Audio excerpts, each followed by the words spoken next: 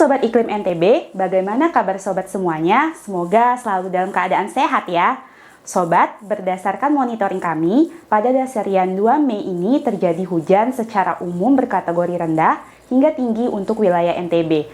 Lalu, bagaimana update dan prediksi curah hujan untuk wilayah NTB 10 hari ke depan ya? Untuk mengetahui perkembangannya, berikut kami sampaikan analisis curah hujan, analisis sifat hujan, dan monitoring hari tanpa hujan. Untuk wilayah NTB, update dasarian 2 Mei 2025. Bersama saya, Bella Puspita Dewi, berikut informasi lengkapnya untuk Anda. Curah hujan di seluruh wilayah NTB pada dasarian 2 Mei 2025 secara umum berada pada kategori rendah 0 hingga 50 mm per dasarian, hingga tinggi 201 hingga 300 mm per dasarian. Curah hujan tertinggi di pos hujan Mantang, Kabupaten Lombok Tengah sebesar 314 mm per dasarian. Sifat hujan pada dasarian 2 Mei 2025 di wilayah NTB secara umum atas normal.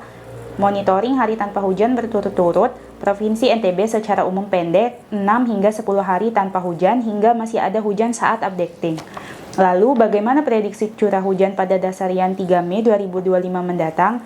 Pada dasarian 3 Mei 2025, 21 hingga 31 Mei terdapat peluang curah hujan lebih dari 20 mm per dasarian, sebesar 80 hingga lebih dari 90% yang terjadi di sebagian besar wilayah Nusa Tenggara Barat. Peluang curah hujan lebih dari 50 mm per dasarian sebesar lebih dari 70% terjadi di sebagian kota Mataram, Kabupaten Lombok Barat, serta sebagian besar Kabupaten Lombok Tengah, Lombok Utara, dan Sumbawa Barat.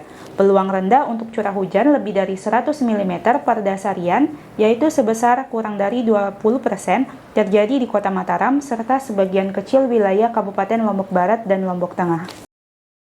Saat ini, wilayah NTB berada dalam periode peralihan musim hujan menuju musim kemarau. Masyarakat perlu mewaspadai adanya potensi bencana hidrometeorologi seperti hujan lebat disertai angin kencang yang dapat terjadi secara tiba-tiba dan bersifat lokal, banjir dan tanah longsor. Selain itu, masyarakat dapat memanfaatkan hujan yang turun untuk mengisi penampungan air seperti embung, waduk, atau penampungan air hujan lainnya.